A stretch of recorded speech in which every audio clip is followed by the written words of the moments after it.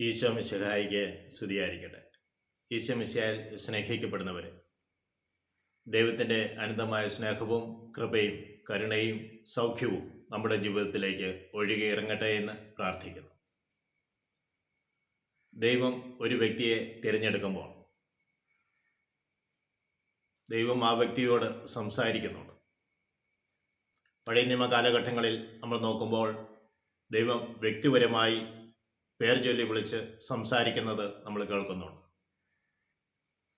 പുതിയ നിയമ കാലഘട്ടത്തിലേക്ക് തിരിയുമ്പോഴും ഈശോ വ്യക്തികളോട് നേരിട്ട് സംസാരിക്കുന്നുണ്ട്. എന്നാൽ ഈ കാലഘട്ടത്തിൽ ദൈവത്തിൻ്റെ സ്വരം നാം എങ്ങനെയാണ് തിരിച്ചറിയുന്നത്? ഒന്ന്, ദൈവത്തിൻ്റെ സ്വരം നമുക്ക് കേൾക്കുവാൻ സാധിക്കും. അത് ആത്മാവിലൂടെ നിന്നോട് സംസാരിക്കുന്നത് നീ വ്യക്തമായി മനസ്സിലാക്കും. രണ്ടാമത്, വെളിപ്പെടുത്തലുകളിലൂടെ, പ്രധാനമായും നമുക്ക് തിരുവചനത്തിലൂടെ നമുക്ക് സഭ വെളിപ്പെടുത്തി തരുന്നുണ്ട്. ദൈവം നമ്മളോട് സംസാരിക്കും. മൂന്നാമതായി, പ്രബോധകരിലൂടെ ദൈവം നമ്മളോട് സംസാരിക്കുന്നുണ്ട്. തിരുസഭ പഠനങ്ങളിലൂടെ, തിരുസഭയുടെ പ്രബോധനങ്ങളിലൂടെ ദൈവം നമ്മളോട് സംസാരിക്കും.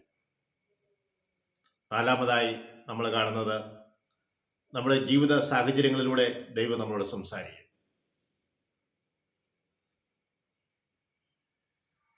അഞ്ച്, നമ്മുടെ അധികാരികളിലൂടെ നമ്മളോട് സംസാരിക്കും. പ്രിയ സഹോദരങ്ങളെ, സാഹചര്യങ്ങളിലൂടെ ദൈവം സംസാരിക്കുന്നതിനെ കുറിച്ച് ഒരു ഉദാഹരണം പറയാൻ ആഗ്രഹിക്കുന്നു. ഒരു യുവാവ് തൻ്റെ കോളേജ് വിദ്യാഭ്യാസത്തിന് ശേഷം ജംഗ്ഷനിൽ ഒരു ബസ് കയറാൻ വേണ്ടി നിൽക്കുകയാണ്. ആ സമയത്ത് ഒരു ബസ് വന്ന് നിന്നു. മഴ പെയ്യുന്നുണ്ട്.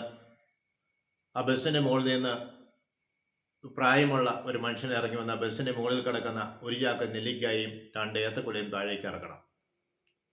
ചുമട്ടുകാർ നോക്കി നിന്ന് പരിഹസിക്കുന്നുണ്ട്. വണ്ടി പോകുവാൻ വേണ്ടി അവിടെ നിന്ന് ബഹളമുണ്ടാക്കുന്നു. ക്ലീനർ പറയുന്നു, സാധനം ഇറക്കി ഞങ്ങൾക്ക് പോകണമെന്ന് പറഞ്ഞ് ബഹളം ഉണ്ടാക്കുന്നുണ്ട്. ആ സാഹചര്യത്തിൽ ആ യുവാവ് അവൻ്റെ ജീവിതത്തിൽ ആദ്യമായിട്ടാണ് ബസ്സിൻ്റെ മുകളിൽ കയറുക. അവനോട് ഈ ബസ്സിൻ്റെ മുകളിൽ കയറി ഒരു ചാക്ക് നെല്ലിക്കായും 2 ഏത്തക്കുലയും ആ ചേട്ടന് ഇറക്കി കൊടുത്തു. ആ യുവാവ് ബസ്സിൽ കയറി ഇപ്രകാരം ചിന്തിച്ചു, എൻ്റെ ജീവിതത്തിൽ ഞാൻ ഒരിക്കലും ഇങ്ങനെ ചെയ്തിട്ടില്ല. എൻ്റെ വീട്ടുകാരോ നാട്ടുകാരോ കണ്ടാൽ എന്നെ വഴക്ക് പറയും. പക്ഷെ എങ്ങനെയാണ് എനിക്കത് ചെയ്യാൻ സാധിച്ചത്? ആത്മാവിൻ്റെ പ്രേരണ മൂലമാണെന്ന് ആ വ്യക്തി മനസ്സിലാക്കി. ദൈവത്തിൻ്റെ ആത്മാവാണ് ആ വ്യക്തിയെ അപ്രകാരം പ്രവർത്തിപ്പിച്ചത്. നന്മ എവിടെയുണ്ടോ അത് ദൈവത്തിൻ്റെ പ്രവൃത്തിയാണ്. പ്രിയ സഹോദരങ്ങളെ, ഇതാണ് സാഹചര്യത്തിലൂടെ ദൈവം നമ്മൾ സംസാരിക്കുക. നീ അത് ചെയ്യുവാൻ വേണ്ടി ദൈവം തിരഞ്ഞെടുത്തിട്ടുണ്ട്. നിന്നെ എളിമയുടെ തലങ്ങളിലേക്ക് ഒന്ന് ഇറക്കിക്കൊണ്ട് വരുവാൻ. നീ എന്തോ ആണ് എന്ന് ഭാവിച്ചിരിക്കുമ്പോഴും കുടുംബ മഹത്വത്തിൻ്റെ പേരിൽ, വിദ്യാഭ്യാസത്തിൻ്റെ പേരിൽ, മാതാപിതാക്കന്മാരുടെ പേരിലെല്ലാം അഹങ്കരിക്കുമ്പോൾ ദൈവം നിന്നെ ഒരുപടി താഴേക്ക് ഇറക്കി എളിമയുടെ മാതൃക കാണിച്ചു തരികയാണ്. പ്രിയ സഹോദരങ്ങളെ, ദൈവം സാഹചര്യങ്ങളിലൂടെ നമ്മൾ സംസാരിക്കുന്നതിനെക്കുറിച്ച് ഞാൻ വിശദീകരിക്കുകയായിരുന്നു. മറ്റുള്ളതെല്ലാം നമുക്ക് വ്യക്തമായി അറിയാവുന്ന കാര്യങ്ങളാണ്. അവിടെ എൻ്റെ സാമർഥ്യം വരാതെ ദൈവമാണ് എന്നെ ഇത് ചെയ്യിപ്പിച്ചത് എന്ന് ഒരു ചിന്ത നമ്മുടെ ഉള്ളിൽ ഉടലെടുക്കുവാൻ കാരണമാകട്ടെ എന്ന് പ്രാർത്ഥിക്കുന്നു. പ്രിയ സഹോദരങ്ങളെ, ഇപ്പോൾ ദൈവം ഒരു വ്യക്തിയെ വിളിക്കുമ്പോൾ ആ വ്യക്തിയോട് ദൈവം നേരിട്ട് ചില കാര്യങ്ങൾ സംസാരിക്കുന്നുണ്ട്. സംസാരിക്കുന്ന 5 രീതികളെക്കുറിച്ച്, 5 വിധത്തിൽ ദൈവം സംസാരിക്കുന്നതിനെക്കുറിച്ച് ഞാൻ പറയുകയായിരുന്നു. ഉൽപ്പത്തി പുസ്തകം 12-ാം അധ്യായം 1-ാം തിരുവചനം മുതൽ നമ്മൾ വായിച്ചു തുടങ്ങുമ്പോൾ ദൈവം അബ്രാമിനെ വിളിക്കുന്നുണ്ട്.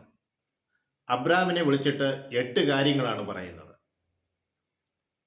ഒന്നാമതായി പറയുന്നത്, നീ നിന്റെ ദേശത്തെയും ബന്ധുജനങ്ങളെയും പിതൃഭവനത്തെയും വിട്ട് ഞാൻ കാണിച്ചു തരുന്ന നാട്ടിലേക്ക് പോവുക. അതുവരെ കെട്ടിപ്പടുത്ത ബന്ധുബലവും സ്വന്തക്കാരുടെ ബലവും പിതൃഭവനത്തിലുള്ള എല്ലാവരെയും വിട്ട് ആ ഭവനവും വിട്ട് ഞാൻ കാണിച്ചു തരുന്ന നാട്ടിലേക്ക് പോകണം. ഒരു പറിച്ചു നടലാണ്. എല്ലാം ഉപേക്ഷിച്ചുള്ള ഒരു പോക്കാണ്. ദൈവത്തിൽ മാത്രം ആശ്രയിച്ച് ദൈവത്തിൻ്റെ വാക്കിൽ മാത്രം ആശ്രയിച്ച് മുന്നോട്ട് പോകുന്ന അബ്രാഹാമിനോട് ദൈവം പറയുന്ന കാര്യങ്ങളാണ്. ഒന്ന്, ഇത് ഇങ്ങനെ ആയിരിക്കണം. രണ്ടാമത് പറയുന്നത്, നിന്നെ നാമം ഞാൻ മഹത്വമാക്കും. നീ അനേക ജനതകളുടെ പിതാവായിരിക്കും.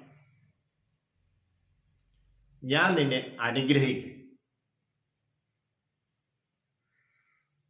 നിന്നിലൂടെ ഭൂമുഖത്തുള്ള സകല ജനതകളും അനുഗ്രഹിക്കപ്പെടും. നിന്നെ അനുഗ്രഹിക്കുന്നവരെ ഞാൻ അനുഗ്രഹിക്കും. നിന്നെ ശപിക്കുന്നവരെ ഞാനും ശപിക്കും. പ്രിയ സഹോദരങ്ങളെ, ദൈവത്തിൻ്റെ വാക്ക് കേട്ട് മുന്നോട്ട് പോകുന്ന അബ്രാഹാമിനോട് പറയുക, നിന്റെ പേര് ഞാൻ മഹത്വമാക്കും. നിന്നിലൂടെ ഭൂമുഖത്തുള്ള എല്ലാ വംശങ്ങളും അനുഗ്രഹിക്കപ്പെടും. നീ ഒരു അനുഗ്രഹമാകും. അതെ, നീ ഒരു അനുഗ്രഹമാകുവാൻ വേണ്ടി ദൈവം നിന്നെ വിളിച്ചിട്ടുണ്ട്. ഒരുപക്ഷെ നിന്നെ ഒരു പ്രസ്ഥാനത്തിൻ്റെ ലീഡറായിട്ടായിരിക്കാം, പ്രാർത്ഥനാ ഗ്രൂപ്പിൽ ഒരു മെമ്പറായിട്ടായിരിക്കാം, അല്ലെ ലീഡറായിട്ടായിരിക്കാം, കൺവെൻഷനിൽ ഒരു വോളണ്ടിയറായിട്ടായിരിക്കാം, അല്ലെങ്കിൽ ഏതെങ്കിലും തരത്തിൽ ശുശ്രൂഷ ചെയ്യുന്ന മേഖലയിലായിരിക്കാം. അവിടെ ദൈവം നിന്നെ വിളിച്ചിട്ട് ഇപ്രകാരം അരുളി ചെയ്യുക, നീ ഒരു അനുഗ്രഹമായി മാറുകയാണ്. ദൈവത്തിൻ്റെ വാക്ക് കേട്ട് നീ മുന്നോട്ട് പോകുമ്പോൾ നിന്റെ നാമം ഞാൻ മഹത്വമാക്കും. നീ ഒരു അനുഗ്രഹമാകും. Praise Lord. ഉൽപ്പത്തി പുസ്തകത്തിൽ തുടർന്ന് മുന്നോട്ട് പോകുമ്പോൾ നമ്മൾ കാണുന്നുണ്ട് 17-ാം അധ്യായം 1 മുതൽ തിരുവചനത്തിൽ അബ്രാഹത്തിനോട് ദൈവം അരുളി ചെയ്യുന്നുണ്ട്, ഞാൻ സർവശക്തനായ ദൈവമാണ്. നീ എൻ്റെ മുമ്പിൽ വ്യാപരിക്കുക, കുറ്റമറ്റവനായിരിക്കുക. അപ്പോൾ വിളി ലഭിച്ചവനോട് ദൈവം വീണ്ടും വീണ്ടും സംസാരിച്ചുകൊണ്ടിരിക്കുകയാണ്. ദൈവത്തിന് മുമ്പിൽ നീ വ്യാപരിക്കണം, നീ കുറ്റമറ്റവനായിരിക്കണം. എന്നെ ശ്രമിക്കുന്ന സഹോദരങ്ങളെ, സമയത്തിൻ്റെ പരിമിതി നിമിത്തം അടുത്ത ക്ലാസ്സുകളിലേക്ക് നമ്മൾ ലീഡറിൻ്റെ ചുമതലകളെക്കുറിച്ചും ദൈവം തിരഞ്ഞെടുക്കപ്പെട്ട വ്യക്തികളെക്കുറിച്ചും നമ്മൾ കാണുകയാണ്. കർത്താവേ, നീ വിളിച്ച് വേർതിരിച്ച് മാറ്റി നിർത്തിയിരിക്കുന്ന വ്യക്തികളുടെ മേൽ നിന്റെ അനുഗ്രഹം സമർത്ഥമായി വർഷിക്കണമെന്ന് പ്രാർത്ഥിക്കുന്നു. തന്നെ ഏൽപ്പിച്ചിരിക്കുന്ന ഉത്തരവാദിത്വം അതിനെ പൂർണ്ണതയിൽ ചെയ്തു തീർക്കുവാനും അങ്ങയുടെ വിശ്വസ്തതാപൂർവം അങ്ങോട്ട് ചേർന്ന് നിന്നുകൊണ്ട് മുന്നോട്ട് പോകുവാനും അങ്ങയുടെ കണ്ണുകളിലേക്ക് നോക്കി യാത്ര ചെയ്യുവാനും തിരുസഭയിലൂടെ, തിരുവചനത്തിലൂടെ, പ്രബോധകരിലൂടെ, വചനപ്രഘോഷകരിലൂടെ, സഭയുടെ പഠനങ്ങളിലൂടെ ദൈവം വ്യക്തിപരമായി കേൾക്കുന്നതിലൂടെ, ആത്മാവിൻ്റെ ഇംഗിതം അറിഞ്ഞ് പ്രവർത്തിക്കുന്നതിലൂടെ എല്ലാം നീ ഞങ്ങളോട് സംസാരിക്കുന്നുണ്ട് എന്ന് ഞങ്ങൾ തിരിച്ചറിയുന്നു. ദൈവമേ, മക്കളുടെ മേൽ നിന്റെ ആത്മാവിനെ വർഷിച്ച് നീ അവരോട് സംസാരിക്കണമേ, അവരെ രൂപാന്തരപ്പെടുത്തണമേ. അങ്ങയുടെ മുമ്പിൽ വ്യാപരിക്കുവാനും കുറ്റമറ്റവനായി തീരുവാനും നാഥ ഞങ്ങളെ അവിടുന്ന് അനുഗ്രഹിക്കണമെന്ന് പ്രാർത്ഥിക്കുന്നു. ഞങ്ങളുടെ അമ്മയെ ആശ്രയ മാതാവേ, ഞങ്ങൾക്ക് വേണ്ടി വചനം ശ്രവിച്ചുകൊണ്ടിരിക്കുന്ന എല്ലാവർക്കും വേണ്ടിയും പ്രത്യേകമായി മധ്യസ്ഥം വഹിക്കണമേ. പിതാവിനും പുത്രനും പരിശുദ്ധാത്മാവിനും സ്തുതി.